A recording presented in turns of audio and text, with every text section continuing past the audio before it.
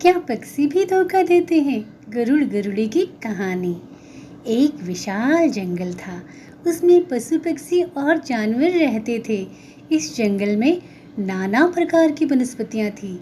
जब वनस्पतियों में फूल आते तब यह जंगल सुगंधित हो उठता। फल भी बहुत आते। पक्षी फल फूल खाकर रहते थे।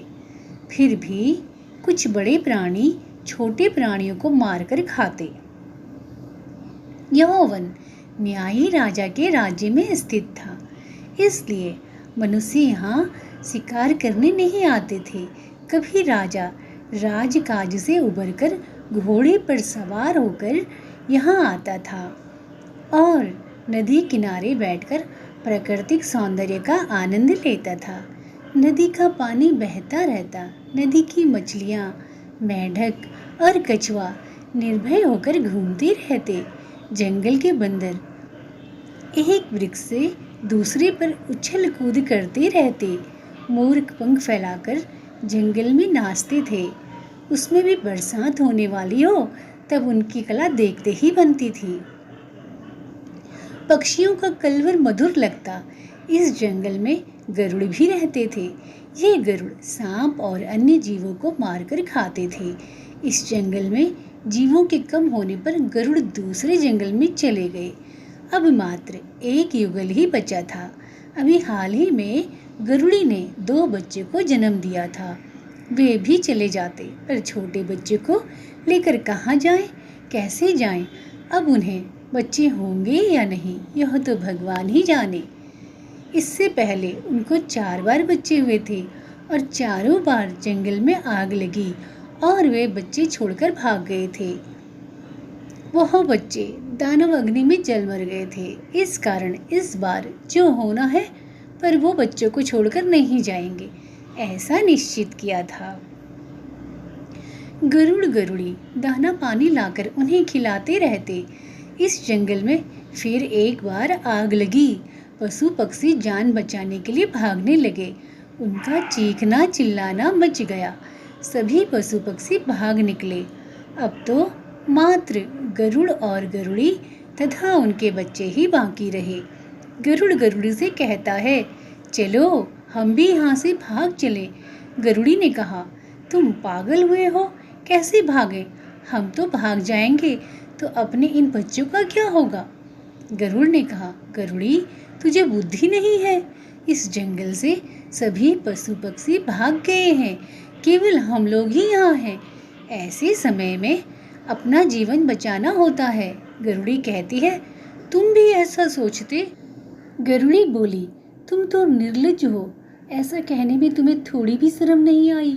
हमारे पहले के 4 बार के बच्चे अग्नि में जल गए और ये बच्चे भी दानव अग्नि में जल जाएंगे, ऐसा तुम सोच रहे हो? तुम कैसे नर हो? दावा अग्नि जलते हुए नजदीक आने लगी। अब अधिक बात करने में गरुड़ को कोई लाभ नहीं दिखा। अब क्या करना है?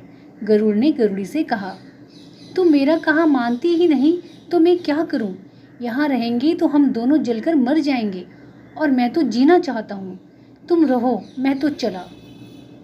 गरुड़ी बोली, मत जाओ स्वामी, मत जाओ। मैं एक अबला हूँ, मैं इन बच्चों को किस तरह बचा पाऊंगी? आप रहोगे तो हम भी कोई उपाय कर सकेंगे। आप मत जाइए। हम सबको ऐसी परिस्थिति में छोड़कर आप कैसे जा रहे हैं? आपका मन कैसा होता है? गरुड़ ने कहा, तुम तो समझती ही नहीं हो। फिर से कहता हूँ, आना हो तो चलो, नहीं तो यहाँ रहकर इन बच्चों के साथ ही दानव अग्नि में जल मरो। अंत में गरुड़ बच्चों और गरुड़ी को उसी जंगल में छोड़कर चला गया। गरुड़ी तो रोने लगी। उसको देखकर बच्चे भी रोने लगे। गरुड़ी ने निश्चय किया कि भले ही मैं बच्चों के साथ जलकर मर जाऊंगी, परंतु बच्चों को छोड़ूंगी नहीं। दावा अग्नि तो नजदीक आने लगी। अब क्या करना है? गरुड़ी ने विचार किया, भले ही दावानल विशाल हो, पर थोड़ी सी जगह को संभाल लूंगी तो शायद मैं बच्चों को बचा सकूंगी। गरुड़ी ने दूर ही पर एक चंदन का जंगल देखा। उसने एक एक करके बच्चों को वहां ले जाकर छोड़ा। फिर अगल बगल में नीचे पड़े हुए पत्तों को हटा दिया। चारों ओर पत्तों को साफ किया। फिर जंगल के ही नज़दीक में एक नदी थी।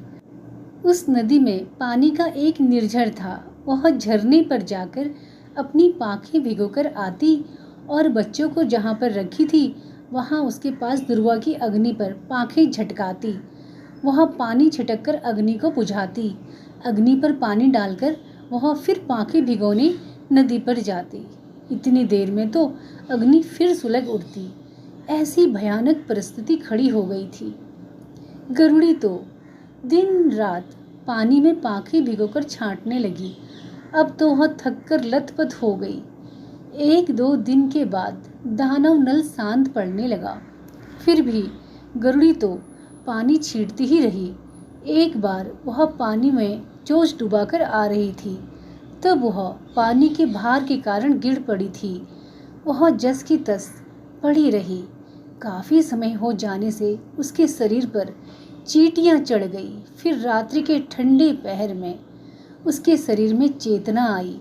उसने आंखें खोलकर देखा तो वह नदी के निर्झर के किनारे पड़ी है।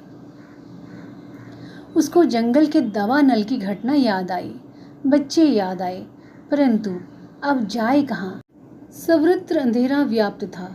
उसको लगा कि बच्चे मर ही गए होंगे।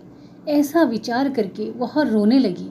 सुबह हुई, उजाला फैला और वह धीरे से उठकर चंदन वन में चली गई। तब उसने देखा कि बच्चे गर्मी के कारण औंधे पड़े हैं। उसको तो बहुत दुख हुआ। फिर उसने ध्यानपूर्वक देखा तो बच्चे सांस ले रहे थे, वे मरे नहीं थे। उसको पुनः आशा जगी। वह फिर नदी पर गई और पाखें भिगोकर पानी ले आई और बच्चों की चोंच में डाला। शरीर पर छींटे मारी। थोड़ी देर के बाद बच्चों ने आंखें खोली। गरुड़ी तो आनंदित हो उठी। फिर दोनों बच्चों को पंखों में लेकर खूब प्रेम करने लगी। जंगल में खाने पीने के लिए कुछ भी नहीं बचा था, फिर भी वे वहीं रहने लगे। नज़दीक के ही छोटे बड़े वन में जाकर जीव जंतुओं को खाकर रहने के लिए वे चंदन वन में ही आते। ऐसा करके वे दिन बिताने लगे। अब तो बच्चे भी बड़े हो गए। वह गरुड़ी बच्चों के साथ खूब आनंद पूर्वक अब रहने लगी।